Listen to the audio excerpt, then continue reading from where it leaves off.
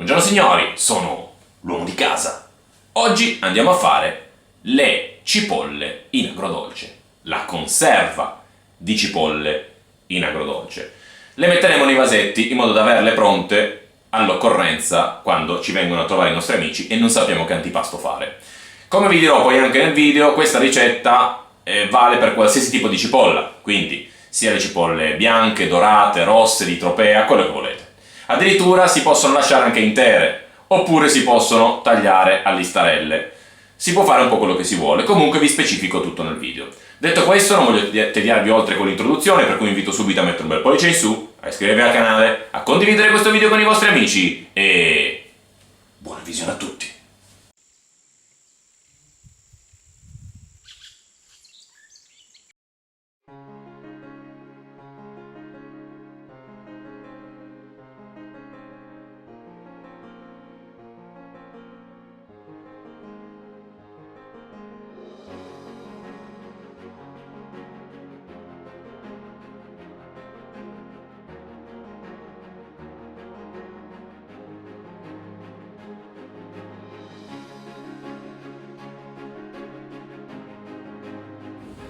Bene signori, come avete visto io ho creato un composto.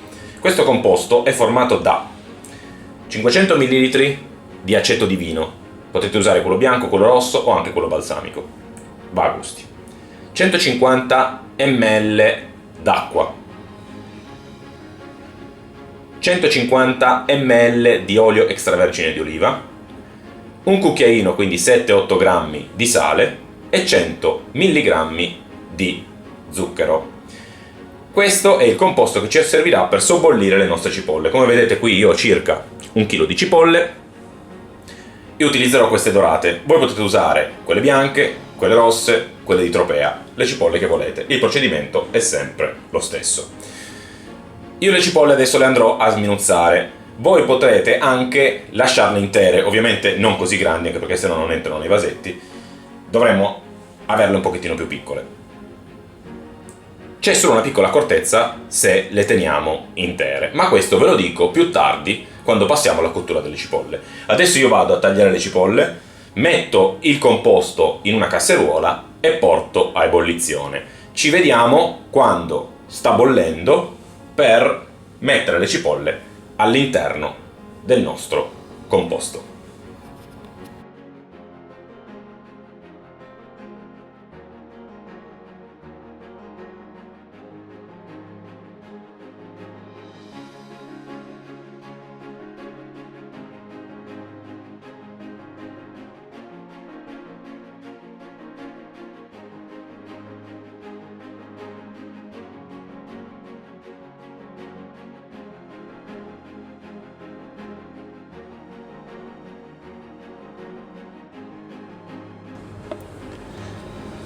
Bene signori, una volta che abbiamo finito di tagliare le nostre cipolle, ragazzi, se non vi mettete sotto l'acqua veramente piangete veramente tanto, mettiamo il nostro composto sul fuoco, accendiamo la fiamma, aspettiamo che lo zucchero si sciolga, quando vediamo che incomincia a sobbollire gli buttiamo dentro le nostre cipolle e le facciamo andare per 2 minuti. A questo punto però devo fare una precisazione, cioè se avete lasciato le cipolle intere, allora dovete farle sobbollire un pochettino di più. Vedete, io ho preso una pentola larga, voi dovete prenderne una un pochettino più stretta, se le avete lasciate intere, e sommergerle completamente, ovviamente, di liquido. Noi le lasceremo 2 minuti, se sono intere, ovviamente non tanto grandi, lasciatele 5 minuti a sobbollire.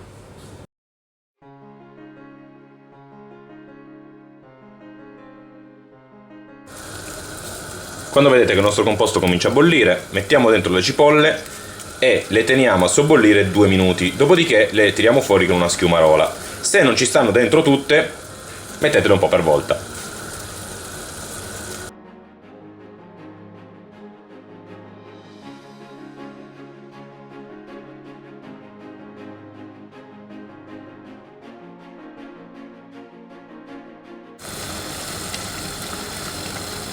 Dopo 2 minuti di bollitura, spegniamo la fiamma e andiamo con una schiumarola a mettere le nostre cipolle in un contenitore pulito. Mi raccomando, non buttate via il composto perché ci servirà. Molti usano il metodo di metterli in fretta e furia nei vasetti, poi capovolgerli per farli andare sottovuoto. A me sinceramente questa operazione non mi piace, preferisco più tardi metterle a bagnomaria. Qua c'è un pezzettino di buccia. C'era un pezzettino di buccia. A bagnomaria dopo, quindi io le tolgo con calma, le andiamo a invasettare con calma e poi le andiamo a mettere a bagnomaria.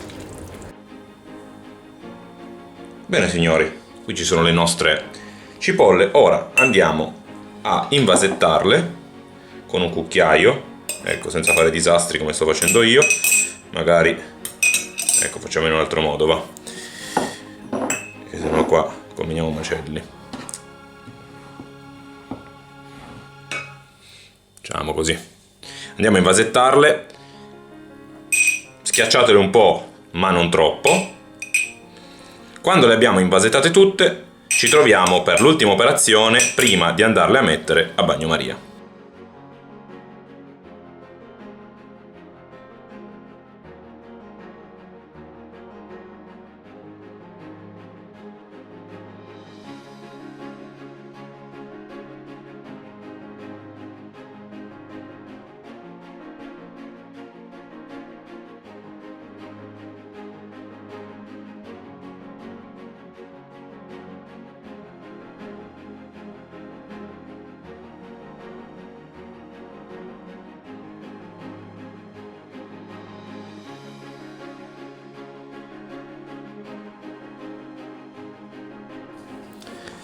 Bene signori, dopo un po' di ore le nostre cipolle sono pronte. Ovviamente prima di mangiarle dobbiamo aspettare almeno 3 settimane, così che si insaporiscano per bene. Non so se avete notato nei video di prima, io ho avuto dei problemi con i barattoli. Come dico sempre, le cose vanno fatte con calma. Praticamente dei tappi erano spanati, ho dovuto trasferire 2 vasetti in uno più grande che aveva il tappo sano. Quindi mi raccomando, evitate di fare sterilizzazioni alla veloce, meglio perdere un po' di tempo in più ma essere sicuri che la conserva venga bene. Ovviamente queste conserve possono essere conservate almeno per un anno, una volta aperte conservatele in frigo. Detto questo, io spero che questo video vi sia piaciuto. Se avete consigli, suggerimenti, scriveteli pure nei commenti. Vi invito subito a mettere un bel pollice in su, a iscrivervi al canale, a condividere questo video con i vostri amici e ci vediamo al prossimo video.